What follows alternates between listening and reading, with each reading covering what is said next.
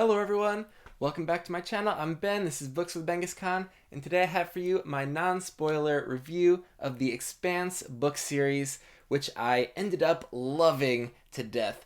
So this is going to be one of my favorite sci-fi series. I haven't actually read too many yet, but even combining with my fantasy ones, it'll go in my A tier of series.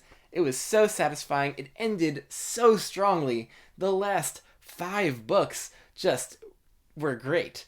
And so it started strong, ended strong, which makes me very happy. And I will kind of run through my whole experience of reading the kind of through the different parts of the series, and then walk you through things that I loved, a couple of the critiques I have, and yeah, just can rave about this more.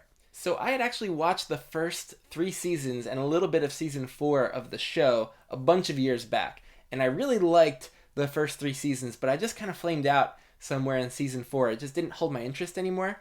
And I'd always been interested in trying the books, getting the experience of the books, seeing how they were different, and then continuing on past the show. And I finally took the plunge in the beginning of December, and then I just got so hooked. I binged the first 6 books all throughout December. I was gonna then take a break because there's a 30-year time skip in the books after book 6. And I was just so curious, though, how things were going to pick up after that time skip that I pretty much just had to go into book 7 after a week of being away from the series. And then I waited about a month until I got book 9, Leviathan Falls, in paperback to match the rest of my collection before I read books 8 and 9 together. Since I knew the plot and the settings and the characters, it was easy to just get completely immersed immediately once I started book 1. I thought it might not be as suspenseful because I would know a lot of the plot details. I think I'd forgotten a good amount of those, but kind of knew where the whole arc of books 1 and 2 and 3 were heading. But I was still utterly immersed and gripped, even knowing what was going to happen in these first 3 books, especially books 1 and 2. Book 1 with the alternating POVs with James Holden and Miller. I know one of the authors kind of wrote Jim, and one of the authors wrote Miller. It had this really cool structure that way of alternating, and they felt like really different voices and POVs. It just hooked me into the series so completely, and I had a great time with book 1. And then book 2, I knew some of my favorite characters from the show were going to start appearing. Bobby, Avasarala. Just, they brought so much liveliness to the page. I just was loving book 2. So books 1 and 2 just, even though I knew what was going to happen, just so great. They just were utterly engaging. And then, unfortunately, I think the series just kind of took a misstep at book 3. It starts with just a couple POVs, then it expands into more POVs that I was really attached to. And then book 3, it moves away from most of those new POVs. And we get 3 new POVs, and unfortunately, those just characters didn't measure up. There's one human antagonist, Melba, who is just the weakest POV of the entire series for me. I don't think the character motivations make sense. The internal conflict didn't work for me. And then the other 2 new POVs in book 3 were just okay. They're kind of bland characters and had me missing the POVs from the previous book. So book 3, it kind of felt a little bit like a step down, and like the series kind of lost some of its momentum for me. But book 3 is still really important. That's Abaddon's Gate for the overall plot of the series and moving that forward. And the ending is awesome, and it gets a little high concept sci-fi, and I just ate that up. And so book 3 is still engaging and worthwhile, but it was a step back on the character front. And then book 4 also had a human antagonist in Mercury that I just did not enjoy reading about at all. Felt like a sociopathic kind of plot contrivance to add conflict when it didn't need it. The sticky situation could have been the conflict and provided all that conflict and suspense itself without any human antagonists. And I think that's why I actually stopped watching in season 4. I just got tired of the Mercury character. And yeah, so the human antagonists in general in this beginning portion of the series, 1 through 4, definitely on the weak side. But I am happy to report that starting in book 5 with Nemesis Games, that issue gets completely remedied. The human antagonists from this point forward, I think, are a real strength of the books and are really compelling and interesting and 3-dimensional humans. And so books Books 1 through 4 to me kind of feel like the first arc of the series, and then books 5 and 6 form a kind of mini 2-book arc that shake things up in the middle between Nemesis Games and Babylon's Ashes. There's just a really intense, high stakes raising event that happens. There's really intense personal conflict for some of the main characters. It is just the shakeup that the series needed to move it into a new direction and give it new life and energy. And it was just dynamite, those middle 2 books. Now, with that being said, something gets set up for the last arc of the series, the last 3 books in that middle section, that then we do a 30-year time skip, and thus starts Persepolis Rising. And this last trilogy was absolutely tremendous. This, to me, was the strongest part of the whole series. I also didn't know anything that was going to happen, so it was very unpredictable. No show has been made of that part of the series, and it's such a strong ending. Oh, it just opens up things in a new way with the setting, with the antagonists, with the themes, just new POV characters that I loved. A teenage POV character who's one of the most interesting teenage characters I've ever read. The series ended on such a high note. In the penultimate book, Tiamat's Wrath might be my favorite of the bunch. It was just a roller coaster ride. It was so suspenseful. Yeah, just it set up a quieter kind of finale book that also was very suitable. And so, yeah, like, tremendous end to the series. So if you are kind of just plodding along towards the beginning of the series, or you haven't felt like it's completely gripped you yet, I assure you, keep going into book 5 and to see if that picks up for you. It gets so great, books 5, 6, all the way through the end.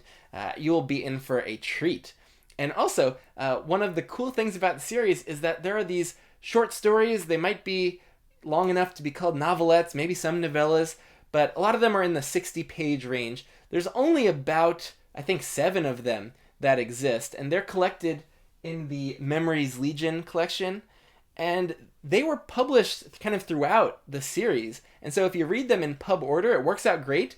You end up being able to read one of those between most of the novels, and especially if you binge them like I did, they were a great little break from these main plots and POV characters and provided you a look into some other aspect of the setting, and they usually tie in to the main series arc in a very interesting way that might not be obvious actually when you read the stories, but they usually do tie in and tell an important part of the series story. And so those are a treat too.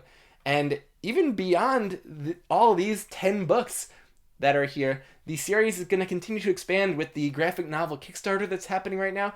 That's going to cover a story or stories in the 30-year time skip between books 6 and 7. So I am so pumped. I have more positive things to say than negative things, so I'll get the negative critiques out of the way. When I am really immersed in a story and then just enjoying myself and having a great time with it, I kind of turn off that analytical, critical brain. I'm not looking for the nitpicks, things that in lesser reads for me that might annoy me actually wouldn't. And so, for example, I don't love the kind of sentence where it's like, he let out a breath he didn't even know he was holding. I actually just read that exact sentence word for word in a book, The Antimatter Blues, and I'm just like, oh, not again, not again. Like, it's a way that authors try to do some showing instead of telling of an emotion, kind of, and it doesn't ring true for me personally, but it just is a tick in the prose that I will notice, and that takes me out of the story. And Daniel Abraham and Ty Frank never use that exact line, but they basically use the formula a few times in every single book, and I noticed it, but it didn't really annoy me that much. I kind of just let it go. So it was like, oh, a little crick in his neck that he didn't know was there finally relaxed, or the clenching in the guts that he didn't even realize he was doing started to relax. There are so many different versions of it that come up in the books. It's this tiny little thing that bothered me a tiny bit, but less than it normally would, because I really wasn't looking for nitpicks. I was just immersed and enjoying myself. And another critique I have is the human antagonists. I've already mentioned this in the first half of the series, are on the weak side. Luckily, in books 1 and 2, they don't get much page time. They're more the classic kind of corporate super villain that's behind the scenes, and I think that works well in books 1 and 2. But books 3 and 4, the main human antagonist gets a lot of page time, and just did not work well for me. Those characters, I did not really enjoy reading either from their POV or with them just in the scenes. And so that was definitely a weakness, and I think many people who start the series find that this is true for them as well. But it gets so much better once we get past book 4. The human antagonists are a strength of the series from book 5 onwards. So if you're worried about that, just keep going and that'll get better for sure. In terms of specific critiques, that's probably it for me. I have very few things that bothered me as I was reading through this series. One maybe overarching kind of thing that wasn't ideal was that it didn't hit me very emotionally in most of the books. I cared, but for some of the greatest reads that I've had in my life, I've gotten very kind of physically emotional, maybe even cried. I've just felt myself getting more emotionally invested with some of my other favorite series than this one, where I think I was more just kind of intellectually engaged and definitely emotionally engaged to an extent, but not to that peak level of some of my really most impactful reads of my life, which is probably preventing it from me putting it, up into my top 10 series and into my S tier with some of those series. So it was very engaging, but not too emotionally investing or impactful. Now that's it for the critiques. On the positive side, I have so much that I could say. I'll try to be brief.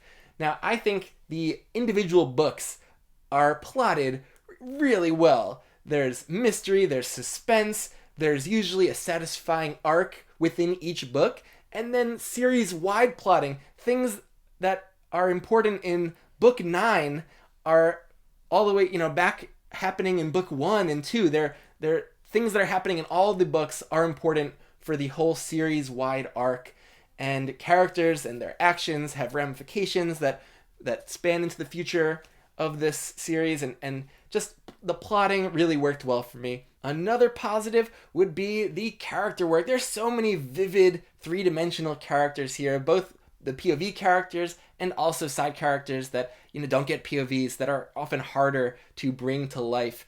I just felt that they did a great job of differentiating personalities through little quirks or their worldviews or what's important to them, that when you're in their POV, they feel really different than the other characters. So James Holden is this kind of idealist, and that feels different being with him than with a biologist or with a warrior or a politician. Everyone sees the world through these different lenses, and when you're in the POV of a biologist, she's constantly noticing the flora and fauna around her and viewing things through this evolutionary lens and biological function lens. Or Prax, the scientist, views everything in this very scientific method kind of lens and is very rigid in his logic. And you feel that in the prose and in their thoughts, their internal thoughts. And things like Avasarala being so concerned with interpersonal conflict and psychology as a politician, and Bobby being this warrior, and you feel her priorities are around weapons and threat assessments. Ty Frank and Daniel Abraham just do such a fantastic job of bringing each individual character to distinctive life. And it was really a highlight of the series for me. And also, just overall, I felt like there's a lot of emotional wisdom throughout the series. There's just a great different number of relationship types that get explored from this really found family at the heart of the series. That's really about friendship, a little bit of romance. There's also mentor-mentee relationships, parent-child, grandparent relationships. A lot of the relationships in the series are of people who don't have a lot of background together or might even have conflicting priorities, but have to work together as allies towards a common goal, and seeing them work through their differences and be allies is always rewarding in this series. And so there's just a real breadth of types of relationships that are explored here, and a lot of real wisdom. It feels like I became a better person and at least got to experience lots of different types of interactions and relationships through this series, which was really rewarding. Another highlight of this series was its immersive world building. This is a very believable near future hard sci-fi setup that's mostly taking place within our solar system, And there's an Earth faction, the Mars faction, the Belt faction, which are all the people that kind of aren't associated with Earth or Mars, live in space stations or on moons out by Jupiter or Saturn. There's not a crazy amount of jargon and slang that gets introduced, but it is very strategically placed, and that also added to my immersion. This did feel like we were getting distinctive cultures, and the linguistic aspect definitely helped out. And it's so many thousands of little details that bring this world to life, that make it so immersive. This is the type of sci-fi where the little daily life details are put on the page. So, how people are sleeping, and what it's like in their little rooms on their spaceships, and what they're eating, and the little interpersonal kind of things that, get on people's nerves, or that help people survive on a long voyage out in space. There's little things like the air recyclers in the space stations or in the ships. If there's a fire, if there's some particles, that are getting loose in the air, there's always a mention of the air recyclers working hard to scrub the air, or the sound of them in the background. And when spaceships are moving, we always feel that acceleration physically. The characters, it always has physical effects for them, and people have to really take into account how fast can we go here. Even though we want to go a certain speed for a very good reason, we can't, because that we might stroke out, or what risk is worth it. And you always feel this physical effects of space travel. This ship is always breaking down or getting nicks so that it has to get fixed. And it all feels very grounded in our physical reality. And it's a million little details throughout that really provide this maximum immersion. And it was great. I loved escaping off into this near future sci-fi. It was so cinematic, easy for me to imagine my surroundings, great descriptions of all these different internal spaces. And yeah, I never found it hard to visualize everything as I was reading. And special props to the audiobook narrator, Jefferson Mays. He is now a true favorite of mine. It took a little while for me to start to really love the narration. He's a little bit understated, and I did a lot of listening to this when I was just going on walks, or reading immersively while I was listening and reading at the same time. And Jefferson Mays really grew on me. He doesn't go over the top with his character voices, but they are really nuanced and subtly different from each other. He brought the characters to life in a really cool way. And yeah, he's a delight, and I can't wait to listen to more Jefferson Mays audiobooks. So the audios are just top notch here, and really just well suited. The narrator is perfectly suited for this material. Just he's very intelligent, and yeah, just the perfect kind of voice and tone for this particular story. So A+ audiobooks. Other things that I loved, I think I loved this vision of what human culture was like in our near future. So a lot of the petty things that get in the way of humans being at peace in our world now just are not at issue in this version of our future. And it was just a relief to escape into this. So it's a very diverse cast and world. So things like skin color, gender identities, sexuality, your national origin from Earth, maybe originally, these things just are not a thing that people pay attention to in this series. Just physical differences just don't really register with people. They're there, but they don't get in the way of anything. And it seems like humanity has moved past a lot of our things that we get hung up on in this world that separate us. And as kind of a real hippie at heart, who just sees all of humanity as being much more similar than we are different and wants everyone to just get along, I really appreciated this. And yeah, there are female characters that are just completely badass in many different roles, and just all kind of diversity, and a very believable kind of mixing of people that would have happened as humanity kind of branched out and started to colonize other parts of our solar system.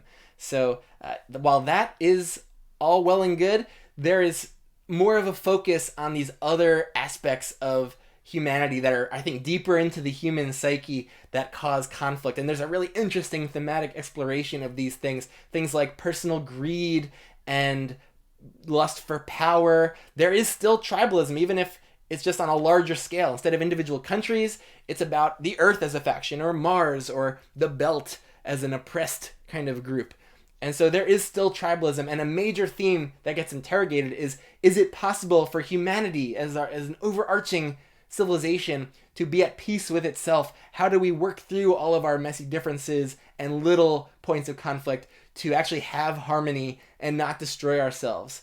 And possibly even deal with non-human outside threats or beings as well at the same time. It just seems like it's adding a little bit too much to the pot of conflict. But I loved how this series balanced all of that and interrogated those kind of deep human themes. What's interesting is that a lot of those aspects of identity that may be very important to people now living, if they're not important to what is. So I think the books do a great job of replacing those with things like your job and your skills, I think, are a much more central part of people's identity in this world.